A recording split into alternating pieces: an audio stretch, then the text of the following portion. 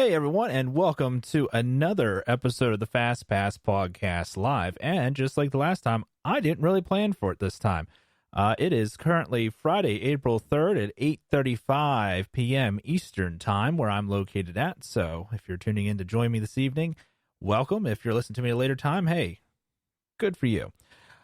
Not sure where I was going with that. So a little bit of Disney theme park news this week. Just going to touch on some things similar to what we did last week. And then also planning to go live here within the next 24 hours. I'd like to go live. I forgot I did not enable that setting on YouTube to go live on YouTube. So I may just go live on Facebook. I think that's a little bit quicker.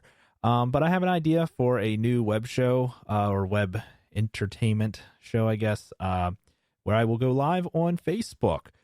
And I have an idea of using just kind of talking about Disney that way, doing it in a live format, because I want to hear from you all, the listeners, and so forth. There's no going to be any webcam action, no camera action at this time, just because I don't have a set, and it'd just be me talking, and I don't get talking head podcasts that don't provide some sort of what I call eye candy. So the eye candy will be what's on the computer, and I think I have a pretty good format. I don't want to spoil anything just yet. I want to get everything put together, make sure I'm a little bit more well prepared. Just like before, like I said, winging it here, 13 minutes to go in the podcast. So let's get started. So coming from the Disney website, they don't really got a whole lot. One of the things they said was that there's a light still shining at Disneyland Park and Walt's apartment above the Disneyland Fire Department. For those of you that don't know, that light, there's a light always on to signify that Walt is always there. And usually there's either the light or at Christmas time, I believe there's a Christmas tree, if I'm not mistaken. And what happened was back in the 50s, 60s, whenever the park opened, Walt had his apartment there so he could be in the park and so forth and overseeing Disneyland and all that. And basically how people would know Walt, or how the cast members knew Walt was there, was the light was on in the window. So pretty neat. They after Walt had passed, they decided to let the light on or leave it on in memory of him, so saying that Walt is always there at Disneyland. So pretty neat for those of you that don't know. Also, I believe, not fact checking this, so really going against all my morals here at the Fast Pass Podcast, but the Cinderella Castle suite was also supposed to tentatively be his East Coast apartment. I'm pretty confident in that. I read that somewhere that it was pretty well set in stone, but I'm not 100% on that for whatever reason. I didn't really feel like Walt to me, so that's why I didn't believe it. But hey, maybe it's true, maybe it's not. So do your homework and come back and try to correct me. So, like I said, not really planning for this. I wasn't even planning to do this right now, but I was running into issues with doing the YouTube live thing. And I was going to do a test podcast there, and it says, hey, you got 24 hours. So I'm like, oh, crap. Guess I better do something. So also, Disney Parks donates supplies to hospitals and medical professionals. Disney is also donating their masks and ponchos to hospitals and so forth in need. If you're interested, a virtual tour of Walt Disney Imagineering is available online. So I'm literally clicking on the link as I'm reading through them. It is on YouTube, it appears to be. Check out the Imagineering in a box. One of the kind. Okay, that's their learning experience. Also linked. All this stuff's on the Disney Parks blog that I'm going through right now. Like I said, it's very, very. I'm not going to say it's dried up news, but hey, the parks aren't open, so very few things. So what I want to get to here is from CNBC, so way going off my usual course of official Disney news, good, bad, or different. So this was published yesterday, April 2nd, from CNBC, that Disney will furlough its non-union park employees starting on April 19th. During the furlough, employees will receive full health care benefits, with Disney paying the cost of employee and company premiums. The entire Disney Parks Experiences and Products segment has around 117,000 cast members, and Disney declined to say how many of those cast members will be affected by Thursday's announcement.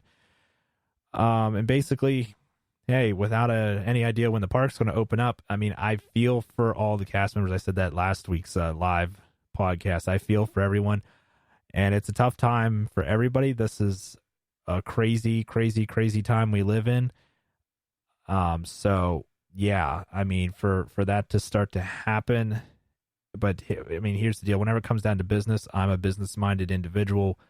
Um, you don't got anyone coming into the parks. It's kind of hard to keep paying people whenever you don't have money coming in. So I know there's a couple different viewpoints on it. It's a sad time, but hey, hopefully we'll get through this and we'll get back to rocking and rolling again.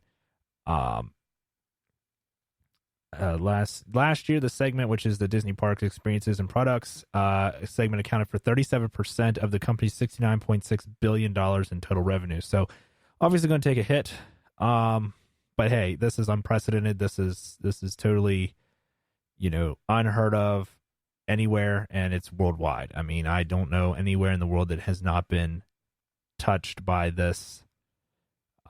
Also, if you're interested, if you're a pass holder, annual pass payments, Disney's offering partial refunds and all that good stuff. I'm not an annual pass holder. Thought about it. That's why I want to do live. I want to do more of these live things. I want to hear from you all and have a discussion about this as to what the deal is there. I know some people that are not against it. I'm just curious. It seems like, it's vacations that last a lifetime, but what else is there to it that I'm missing out on? Let's see here. Sorry, like I said, this is totally live, folks. No time for me to make a script. Nothing really going on in Universal Park News World either. Not gonna lie, kind of tired. Might try not to go off topic here. Kind of tired. It's like I said in the previous podcast or the last live podcast, I work in K-12 education, so it's been crazy getting technology ready to go for at-home learning.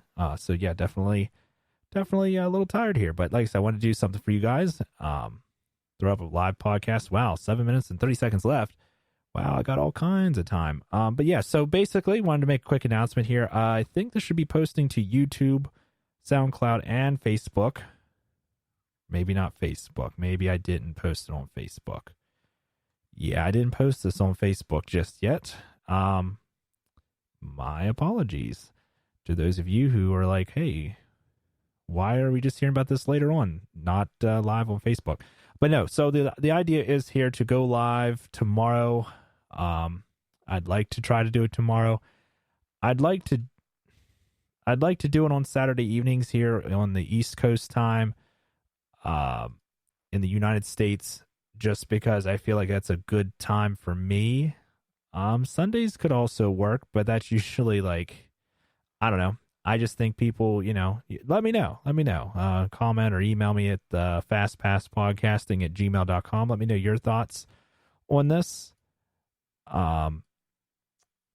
When, I should do it. I'd like to, like I said, I'm kind of liking this live podcasting. I just didn't really plan for it this week. Last week, I felt like I had a ton of information.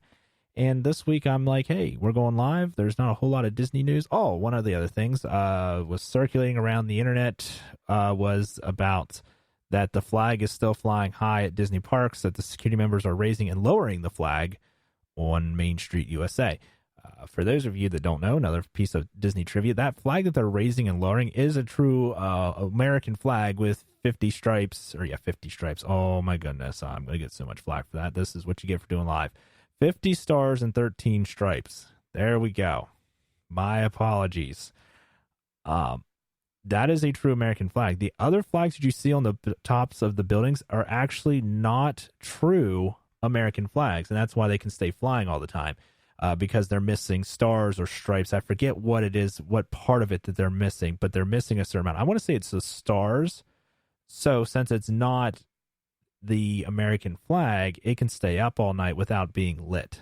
The American flag, if it's up at night, must have a light on it, a single spotlight. I think you can have more than one spotlight, but I'm pretty sure it's at least one single spotlight.